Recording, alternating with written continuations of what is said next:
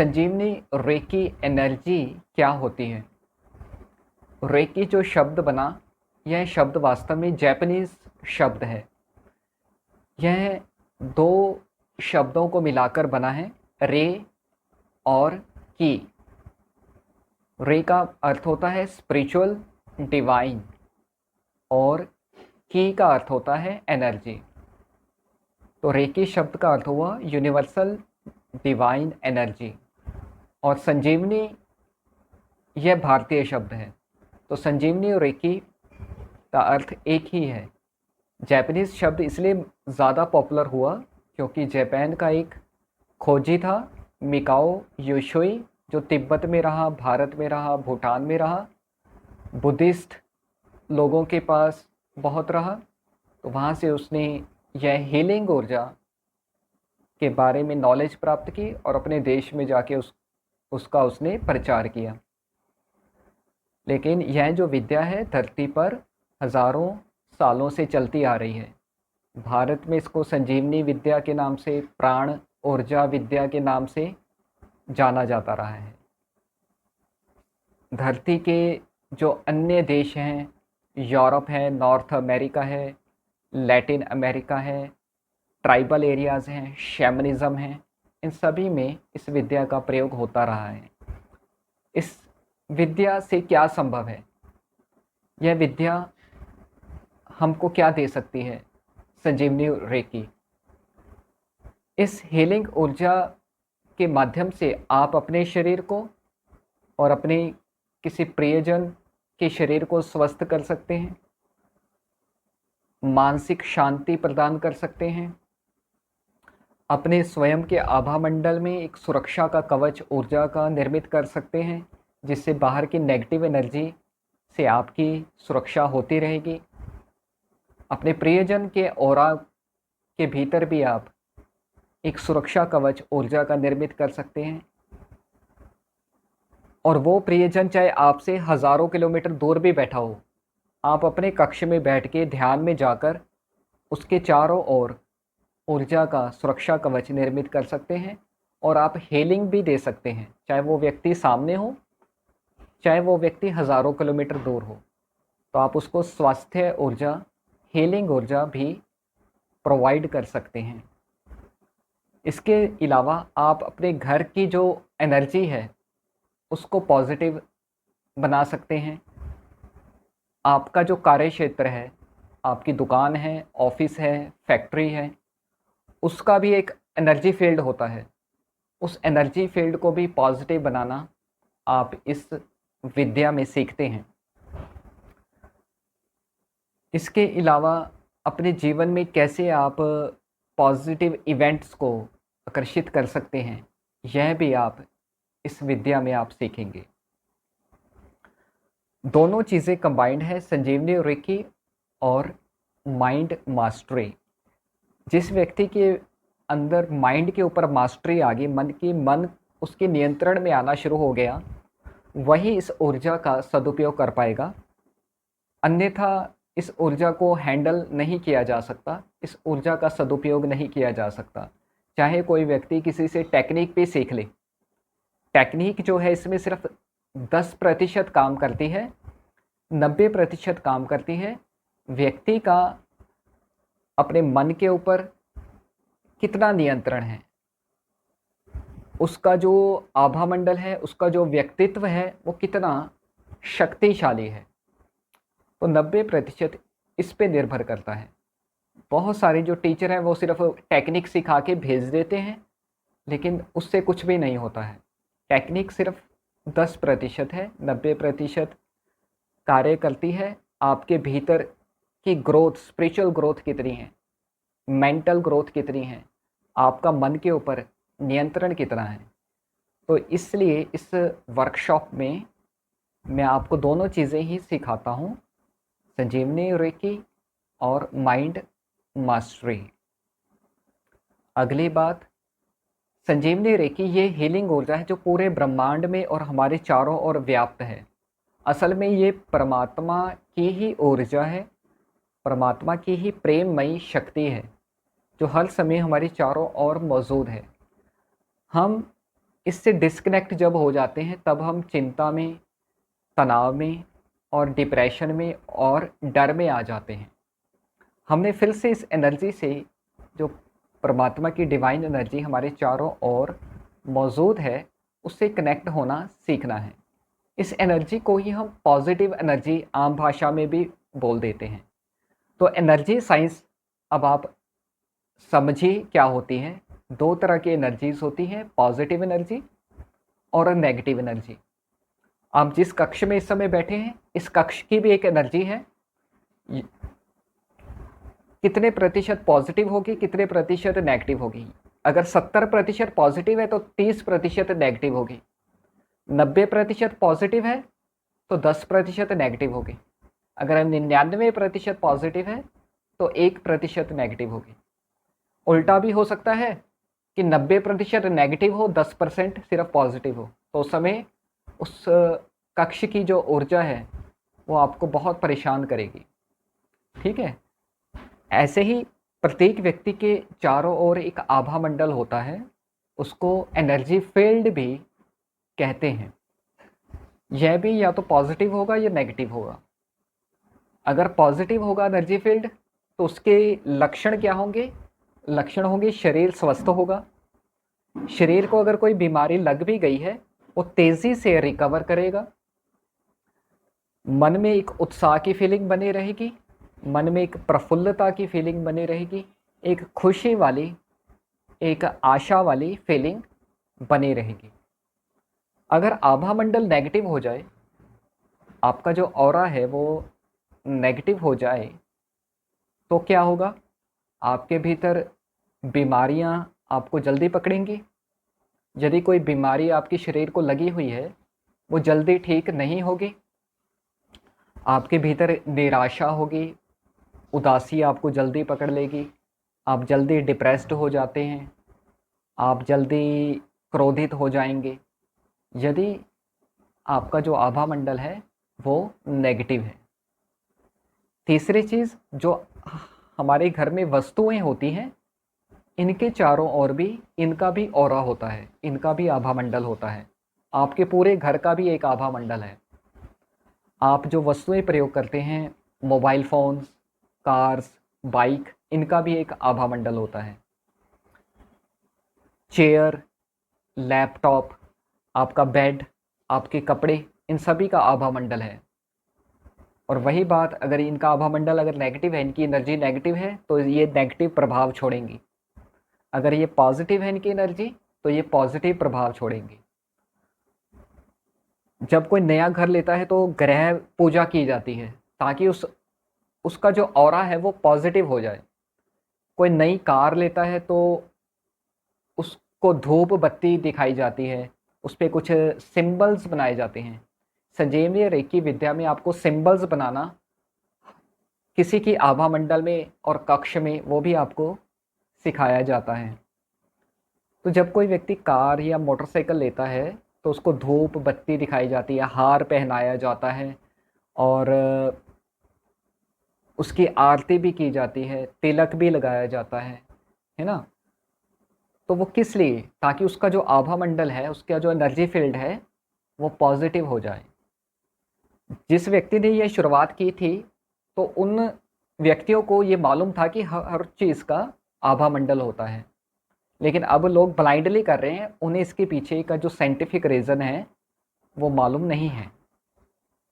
दुकान में लोग अगरबत्ती जगाते हैं, वो भी उसका भी इंटेंट जो रीज़न होता था वो अभी तो अनजाने में ही कर रहे हैं, लेकिन इसका जो साइंटिफिक रीज़न है कि पॉजिटिव एनर्जी बने। दिया जलाया जाता है ताकि पॉजिटिव एनर्जी बने। तो इसलिए याद रखें कि हमने एनर्जी साइंस को समझना है। नेगेटिव एनर्जी क्या क्या आपके जीवन में नेगेटिव इफेक्ट लेकर आती है, इसको समझना। पॉजिटिव एनर्जी आपके जीवन में क्या क्या इफेक्ट लेकर आती है, इसको समझना है। इंसान क्या करता है, उसको बीमारी लग गई, कोई शारीरिक प्रॉब्लम आ गई, तो वो दवाइयाँ तो कर रहा है लेकिन अपनी एनर्जी को चेंज नहीं कर रहा, तो उसकी बीमारी या तो ठीक नहीं होगी, यदि ठीक हो भी गई तो वो फिर से दोबारा लग जाएगी। कोई व्यक्ति उदासी से निकलने के लिए एंटरटेनमेंट का प्रयोग कर रहा है या किसी और चीज़ का प्रयोग कर रहा है, लेकिन वो अपनी एनर्जी को चेंज नहीं कर रहा। इससे क्या होगा, वो कभी भी उस उदासी से, उस निराशा से बाहर नहीं निकल पाएगा। यदि व्यक्ति अपनी एनर्जी को पॉजिटिव बनाना सीख ले तो उसका इफेक्ट सारी चीज़ों पे आएंगे। जैसे एक पेड़ होता है, पेड़ की हजारों शाखाएं होती हैं। अगर एक एक शाखा को कोई व्यक्ति ठीक करने लगे, शाखाएं खराब हैं, एक एक शाखा को ठीक करने लगे, वो कभी ठीक नहीं कर पाएगा। लेकिन सिर्फ जड़ को अगर ठीक कर दे तो जड़ का प्रभाव सभी शाखाओं पे चला जाएगा। ऐसे ही हमारा जो एनर्जी फील्ड है, अगर हमने उसको करेक्ट कर लिया, उसको पॉजिटिव बना लिया, तो उसका जो असर है उस जीवन की सभी शाखाओं पे आपको दिखाई देगा। आपके शरीर के तल पे भी, मन के तल पे भी, कार्य के तल पे भी, रिश्तों के तल पे भी, प्रत्येक तल पे आपके जीवन में उन्नति और समृद्धि आनी शुरू हो जाएगी। अब अगली बात मैं बताने जा रहा हूँ आपको अपने शरीर की वस्तुओं की, अपने घर की एनर्जी को कैसे पॉजिटिव बनाना है। आपने अपने घर को बिल्कुल शुद्ध रखना है, साफ सुथरा रखना है। उसमें कोई भी गंदगी जमा नहीं होनी चाहिए। आपकी दुकान है तो उसको भी बिल्कुल शुद्ध साफ सुथरा आपने रखना है। उसमें कोई भी गंदगी नहीं होनी चाहिए, कूड़ा कबाड़ नहीं होना चाहिए। ऐसे ही घर में भी बहुत सारे लोग अपने घर के किसी कॉर्नर्स में कूड़ा कबाड़ जमा होने देते हैं। उनको नहीं पता उससे कितना नकारात्मक इफ़ेक्ट क्रिएट होता है। तो आपने घर में कोई कूड़ा कबाड़ नहीं रखना। टूटी हुई चीज़ें, जिसमें दरारें आ गई हैं, ऐसी चीज़ें, कांच की चीज़ें, वो बिल्कुल भी नहीं रखनी है। अपने घर को बिल्कुल शुद्ध आपने रखना है। और घर में आप कपूर को जला सकते हैं सुबह और शाम। कितना, 2 से 4 ग्राम प्रतिदिन सुबह और शाम आप जला सकते हैं। इसके अलावा अच्छी वाली अगरबत्ती जो हैंड रोल्ड हो वो जला सकते हैं। देसी घी का दिया जला सकते हैं, या अपना शुद्ध सरसों के तेल का, शुद्ध तिल के तेल का आप दिया जला सकते हैं। इससे भी आपके घर में पॉजिटिव एनर्जी क्रिएट होगी। घर में आप कुछ मंत्रों का उच्चारण, कुछ भजनों का उच्चारण चला सकते हैं। इससे भी पॉजिटिव एनर्जी क्रिएट होगी। घर में यदि आप मेडिटेशन करते हैं, मेडिटेशन से भी पॉजिटिव एनर्जी क्रिएट होती है। यदि घर में कोई, सभी व्यक्ति मौन साधना करते हैं, मौन साधना से सबसे ज़्यादा पॉजिटिव एनर्जी क्रिएट होती है।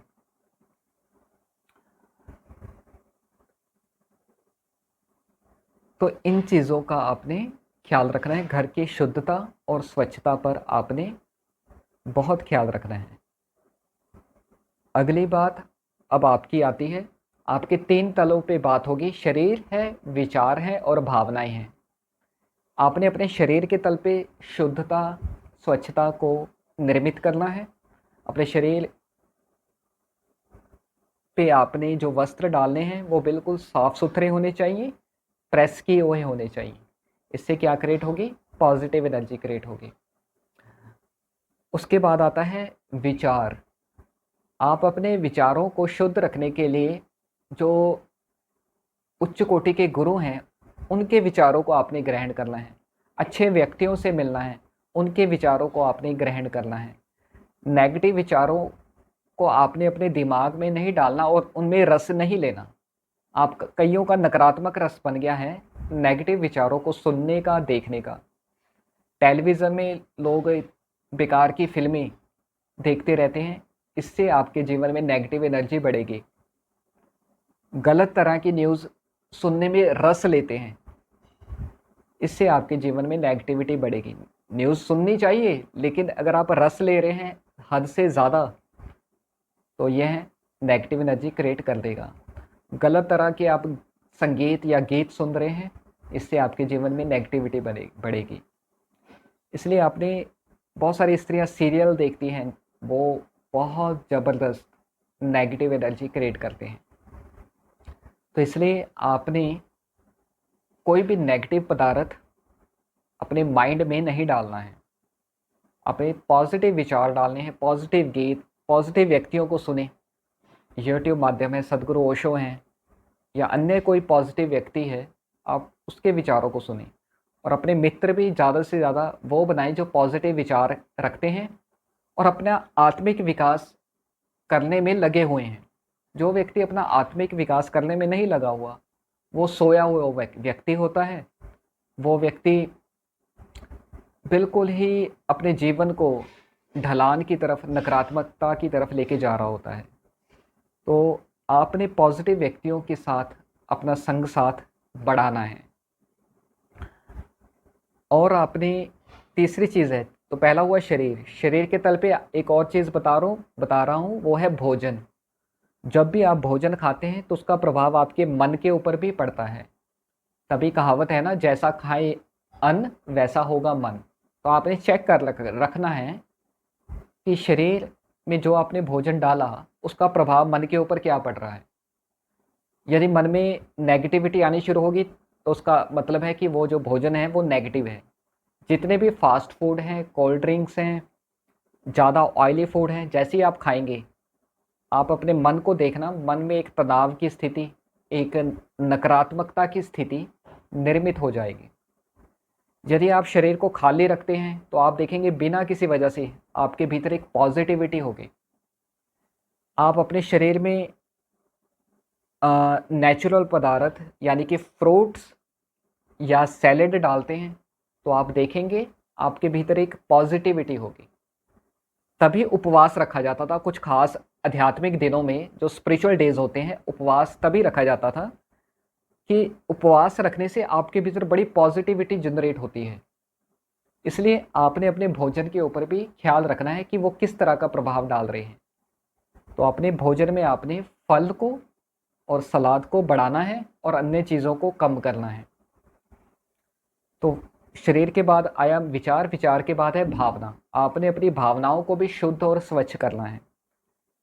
नेगेटिव भावनाएं क्या होती हैं, नेगेटिव इमोशंस क्या होते हैं? घृणा की भावना, ईर्ष्या की भावना, द्वेष की भावना, किसी से कुछ शिकवा है, यह भी एक नकारात्मक भावना है। इन्फीरियरिटी कॉम्प्लेक्स है, हीनता की ग्रंथि है, यह भी एक नकारात्मक भाव है। सुपेरियरिटी कॉम्प्लेक्स है, यह भी एक नकारात्मक भाव है। लोभ है, लालच है, यह भी एक नकारात्मक भाव है। किसी चीज़ को प्राप्त करने की जल्दबाजी है कि जल्दी मिल जाए, इम्पेशियंस जिसको बोलते हैं, अधैर्य इसको बोलते हैं, यह भी नेगेटिव भाव है। तो इस नेगेटिव भावों से आपने बचना है। आगे के जो लेवल्स हैं आपको इसमें बचना कैसे है वो भी बताया जाएगा, लेकिन आपको अभी इतना समझना है कि ये चीज़ आपके जीवन में नकारात्मक प्रभाव डाल रही है। यदि आप अपने जीवन में उन्नति लेकर आना चाहते हैं और आप अपने अंदर घृणा और ईर्ष्या का भाव भी रखते हैं, वैर का भाव भी रखते हैं, तो आपके जीवन में कभी उन्नति नहीं आ सकती है। इसलिए सभी गुरु कहते हैं कि प्रेम भाव विकसित करो, सेवा का भाव विकसित करो। इसलिए आपने अपनी भाव शुद्धि भी करनी है, ठीक है। सेवा का तत्व लेके आइए, कुछ सेवा के कार्य कीजिए, पशुओं को कुछ खाना डाल दीजिए, किसी की मदद कर दीजिए, किसी भी प्रकार की आप मदद कर सकते हैं किसी को, तो वो कीजिए, किसी को स्माइल पास कीजिए। तो ये सब पॉजिटिव कर्मास हैं। इससे क्या होगी? भाव शुद्धि। इससे क्या जनरेट होगी? पॉजिटिव एनर्जी, ठीक है। और इस पॉजिटिव एनर्जी जब क्रिएट होगी तो आपके जीवन में सब पॉजिटिव घटनाएं आनी शुरू हो जाएंगी। तो जो कार्य करने में आप पहले बहुत ज़्यादा मेहनत करते थे, उस कार्य में जो सफलता है आपको जल्दी मिलनी शुरू हो जाएगी, राइट। फिर उसके बाद जो ये दिव्य ऊर्जा है अब आपके भीतर बहुत ज़्यादा समाहित हो रही है, जिसको हम संजीवनी रेकी कहते हैं। फिर आप इसको प्रवाहित भी कर पाएंगे किसी व्यक्ति के शरीर में और मन में। फिर यह हीलिंग ऊर्जा बहुत ज़बरदस्त ढंग से कार्य करेगी। अगली बात, ये सब चीज़ें मन से ही संचालित होंगी, इसलिए ये सब मन से भी जुड़ी हुई हैं। कुछ सूत्र और देना चाह रहा हूँ जो आपको मदद करेंगे ये सब पॉजिटिविटी अपने जीवन में लाने के लिए। क्योंकि कई व्यक्ति हैं शरीर और विचार की शुद्धता तो कर लेते हैं, लेकिन भाव की शुद्धता उनको लेकर आना बड़ा मुश्किल हो जाता है। शिकायतें आ जाती हैं, वैर भाव उत्पन्न हो जाता है, घृणा का भाव उत्पन्न होना शुरू हो जाता है। तो कुछ सूत्र देने जा रहा हूँ, इसको आपने याद रखना है। पहला सूत्र है द लॉ ऑफ कर्मा, कर्म का सिद्धांत। यह जो पूरी कायनात है, यह संसार है, ये ऐसे नहीं चल रहा। यहाँ पे एक संविधान है, विधान है, एक कानून है, एक व्यवस्था है। सब कुछ एक व्यवस्था के भीतर ही सब क्रियाएं हो रही हैं। जो भी इस व्यवस्था को तोड़ता है उसको पेन मिलती है, उसको सज़ा मिलती है। जैसे कानून व्यवस्था होती है हमारे देश की, अगर कोई क्राइम करे, कुछ गड़बड़ करे तो उसको पेनल्टी लगती है, कुछ सज़ा मिलती है। ठीक ऐसे ही परमात्मा का सिस्टम है, कार्य कर रहा है। यदि आप सही हैं तो दुनिया की कोई ताकत आपको किसी प्रकार का नुकसान या क्षति नहीं पहुंचा सकती। तो लॉ ऑफ कर्मा कहता है अगर आपकी जीवन में कुछ चीज़ें गड़बड़ हैं, आपके रिश्ते, आपका शारीरिक स्वास्थ्य है, आपका मानसिक स्वास्थ्य है, उसका रीज़न है पास्ट में की हुई कुछ आपकी एक्टिविटीज़, जिसको कर्मा कहते हैं, पास्ट के कर्मास। तो आपने पहचानना है कि आपने पास्ट में क्या क्या नेगेटिव कर्मास किए हैं, आपने अब उसको करना बंद करना है और पॉजिटिव कर्मा को लेकर आना है। इसलिए शिकायत मत करें। शिकायत का भाव एक बहुत स्ट्रॉन्ग नेगेटिव भाव होता है। शिकायत इसलिए इंसान करता है कि मेरे साथ ऐसा क्यों हुआ, मुझे पत्नी ऐसे क्यों मिली, मुझे बच्चा, मेरा बेटा ऐसा क्यों मिला, मुझे माँ ऐसे क्यों मिली, मुझे बाप ऐसा क्यों मिला, मुझे गरीब घर में जन्म क्यों मिला। हज़ारों प्रकार की इंसान शिकायतें रखता है।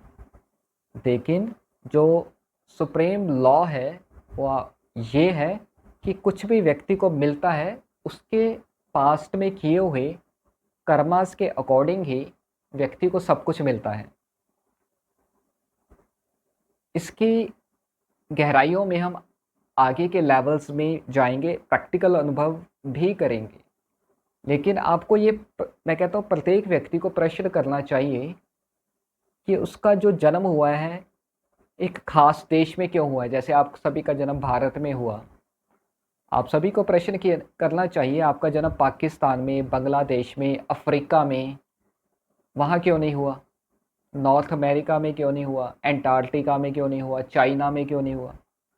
फिर भारत में भी एक खास प्रांत में क्यों हुआ, खास प्रांत के एक खास जिले में क्यों हुआ, जिले के बाद खास मोहल्ले में क्यों हुआ, उस मोहल्ले में तो कई घर थे, एक खास माता पिता के घर में ही क्यों हुआ।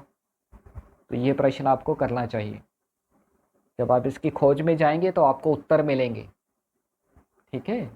तब आपको समझ आएगा कि ये सब कुछ कानून के सुप्रीम लॉ के अंतर्गत ही हो रहा है।